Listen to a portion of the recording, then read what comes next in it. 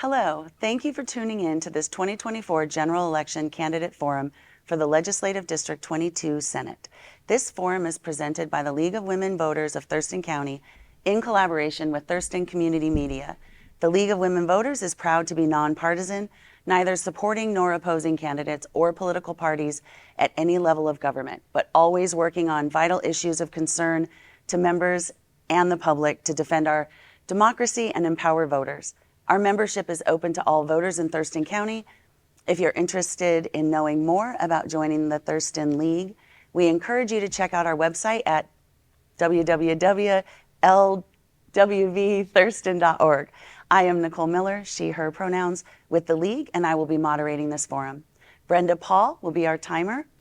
Each district elects a senator to Washington State's legislative branch.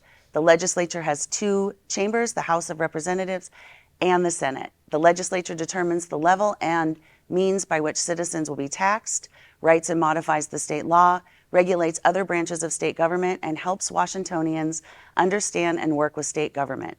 The two candidates participating in this forum are Jessica Bateman and Bob Iyall. For this forum, each candidate will have the opportunity to answer a series of questions. We will call on candidates by alphabetical order, and they will take turns being the first one to answer the questions. Each question will relate to only one subject, and candidates should answer the questions posed. Candidates will also give a 1-minute closing statement. Candidates, you will have 1 minute to respond to each question. If you need me to repeat the question, please don't hesitate to ask. The timer will turn yellow when you have 15 seconds left, and then will show a stop sign when your time is up. If you don't notice the sign, I will let you know. We stress the importance of civility in our forums. You each have received the ground rules for the forum and have agreed to abide by them. Beginning with Jessica Bateman, the first question is, what do you think is the most pressing statewide issue the legislature faces this upcoming session, and what would you do to address it? Thank you for the question. I think the biggest issue impacting our constituents statewide is the issue of housing affordability. Washington State is experiencing a housing shortage where we've systematically not been able to construct enough housing to keep up with population growth. And in the legislature, since I've been serving there, we've been working on ways to increase the supply of housing, mainly through legalizing different housing options like accessory dwelling units or duplexes, row houses, things that are more affordable, can be infill, and better for the environment. Moving forward in 2025, we need to make sure that those laws are being implemented as they should be. So we need accountability for cities. And we also need to continue to reduce the barriers like permit timelines, which are still way too long and costing too much money. We also need to make it more efficient to build housing. And we need to work on our workforce and making sure that we have enough building officials and planners, because we have tasked cities with doing more work in the last couple of years as it relates to the Growth Management Act. Bob? Yeah, thank you. First, thanks to the League of Women Voters for having us today. This is a great opportunity for us to share our thoughts. I'm going to say I think one of the biggest issues that the legislature has to face is economic development and job creation. From my perspective, what we should be doing is supporting our local businesses, and I would like to leverage my background to foster growth and provide support for local entrepreneurs and small businesses. We need to make infrastructure investment by prioritizing infrastructure improvements that also creates jobs and enhances our community's connectivity and supports economic growth.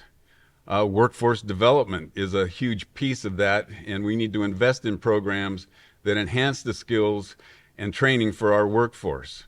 And then, of course, affordable housing is also a part of that. We need to also address those issues. Thank you. Beginning with Bob Iyall, the next question is, what, if any, changes to our election laws do you think would address concerns about the security of the process? I am personally not concerned about our election process. I think that here in the state of Washington, and specifically in Thurston County, I think our auditor's office does an outstanding job in the process of our elections. I'm of a mind that if it's not broke, don't fix it. I would just like to see see us stay the course on that. Jessica? Thank you. I ran in 2020 for the state legislature, and that was a year we saw a tremendous amount of threats against election workers and threats against the integrity of our election system. Even here in Washington, we had individuals that were intimidating voters at the voting booth and going to ballot drop boxes and intimidating voters there. So I think it's important that we do have a lot of laws in Washington that make sure that we have mail-in ballots. You have prepaid postage, so you can do that and make it really accessible for people. But we need to be providing more resources to our local auditors to make sure that they have the facilities that provide enough protection and security for their workers to make sure that we can have free and fair and safe elections. We also need to support our Secretary of State as they work to guard against and defend against election interference through things like artificial intelligence and coordinate with the federal government as they monitor threats that could be happening to our voting system in Washington like we saw in 2020. Beginning with Jessica Bateman, the third question is, what is your opinion on the concept of legislative privilege when it comes to shielding legislators' communications and other documents from public view? Thank you for that question. So I am a former city council member. I'm also a former state employee. And as a state legislator, I have never invoked legislative privilege because I believe that all of my communication is public. My calendar, my emails, all of my documents, every single thing that I have is a public record for the people of Washington. That in part is because I started at the local government level where everything applies. There were the legislature prior to my serving there did bar themselves from some of the local laws that related to, some of the state laws that related to public rights to documents. And since I've been there, this legislative privilege issue has been brought up. There is, according to law, precedent for it. I personally have not invoked it and do not plan to. As a commissioner at the Port of Olympia for the past 2.5 years, I've learned that it's public input is so very important in creating solutions or making decisions about the future and policies for the people that live here in Legislative District 22. I am committed to being transparent and providing whatever information the public needs to help gain trust in our legislative process, to be more participatory, so that they can feel like they're being heard. I want all of our constituents to be comfortable with raising their issues, asking their questions, and helping to create solutions to the issues we face. Returning to Bob Iyall, the next question is, according to the Washington Secretary of State, only 41% of voters returned their ballot for this year's primary. What ideas do you have to increase voter turnout? I think education is the key there, helping people understand that their opinions, their votes really do count. It's so important if you want to have a voice, if you want to have if you want to have a say in what your government is doing and providing for you, then you need to elect the people that are going to be in your best interest. And so I highly encourage everyone to vote. And I think that education piece, just letting people know and understand that their opinions, their perspective, and their vote really does count. I think as government, as public servants, working in governance, it's essential that we continue to work to tell our story, to communicate with our constituents about the work that we're doing on their behalf, on the ways that they can get involved in our ideas when we do run for election and want to serve the public.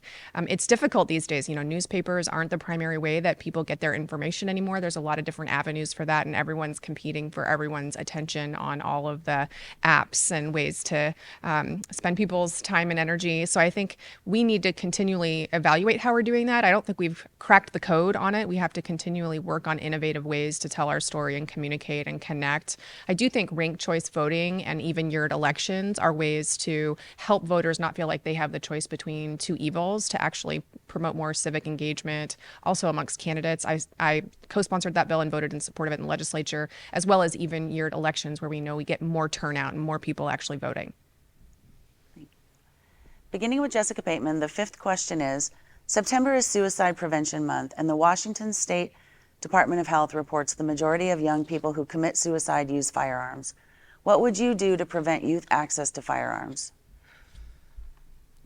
Gun violence is preventable, and the connection between suicide and access to guns is absolutely something that we have data to support, and we know that it's true. I've supported every single piece of pro-gun responsibility legislation since I've served as the 22nd District State Representative. I've co-sponsored and voted in support of banning assault rifles so we can ensure that young people going to school can feel safe and not have to fear that those weapons will be used against them. I've also sponsored legislation making sure that ghost guns and the way that people can produce those without being traceable are reduced. And I think that the big thing that we can do is make sure that we're passing responsible gun law legislation, making it requiring more of people when they want to get access to firearms, and reducing the number of firearms that we have in the state of Washington. I think nationwide we have hundreds of millions of guns in our country, and we need to reduce that and reduce access. Bob. Yeah, my approach to gun control and ownership and I would like to emphasize that needs to be a balance between public safety and Second Amendment rights. We should continue background checks. We should likely create some red flag laws that has due process protections involved, and even safe storage laws. There are several things we can do at the state government to help keep guns out of those who are more susceptible. Enhancing our behavioral health services as well. A lot of these, and I can speak from personal experience that some of these folks who choose to take their own life, it's much deeper issues than just access to guns, and we need to address all of that. In the remaining time, I'm going to ask the candidates about the 4 initiatives that will be on the November 5th ballot. I will read how each measure will be worded on the ballot, and each candidate will say whether they support or oppose each initiative. At the end, each candidate will have 2 minutes to explain their views about the 4 initiatives. Initiative measure number 2124 concerns state long-term care insurance. This measure would provide that employees and self-employed people must elect to keep coverage under RCW 50B.04 and could opt out at any time. It would also repeal a law governing an exemption for employees. Should this measure be enacted into law? Yes or no? Jessica? No. Bob? Yes. Measure number 2117 concerns carbon tax credit trading. This measure would prohibit state agencies from imposing any type of carbon tax credit trading, and repeal legislation establishing a cap and investment program to reduce greenhouse gas emissions. Should this measure be enacted into law? Yes or no? Bob? No. Jessica? No. Measure number 2109 concerns taxes. This measure would repeal an excise tax imposed on the sale or exchange of certain long-term capital assets by individuals who have annual capital gains of over $250,000. Should this measure be enacted into law? Yes or no? Jessica? No. Bob? Yes. Okay. Initiative measure number 2066 concerns regulating energy services, including natural gas and electrification. This measure would repeal or prohibit certain laws and regulations that discourage natural gas use and or promote electrification, and require certain utilities and local governments to provide natural gas to eligible customers. Should this measure be enacted into law? Yes or no? Bob? Yes. Jessica? Starting with Bob Iyall, each candidate will now have 2 minutes to explain their views on all 4 initiatives. Jessica Bateman. Thank you. So I have the distinction of co-sponsoring all of these pieces of legislation before they went on an initiative ballot and voting in support of them. The Long-Term Care Trust Act is a payroll tax that individuals pay, and it provides at the end of a person's career and life when they may need long-term care, a small amount of long-term care support that they can use. Most people don't plan for long-term care, so it's really important that we have some kind of long-term insurance for that. When it comes to the capital gains repeal, let's be clear about this. It's a 7% tax on profits in excess of $260,000. So if you make profits trading stocks or bonds, you're not going to pay any kind of tax at $250,000 or $260,000. It's only in excess of that. It affects a very small percentage of Washingtonians, and the funds that are being raised from that tax is going to fund already 171 school construction projects, and it's providing $2.2 billion over the next 5 years. That would be money that we would need to recoup some other way in the next legislative session to provide for those services. It's also going to fund early childhood learning and education, which we know for every dollar spent, we get a significant return on our investment for those young people. When it comes to the the Climate Commitment Act repeal, again, I co-sponsored that legislation. It took over 10 years for us to get a cap and trade system in Washington, and it's really important that we have a way to tax carbon, make sure that the largest folks that are producers of carbon are paying their fair share, and then we have a system that is sustainable.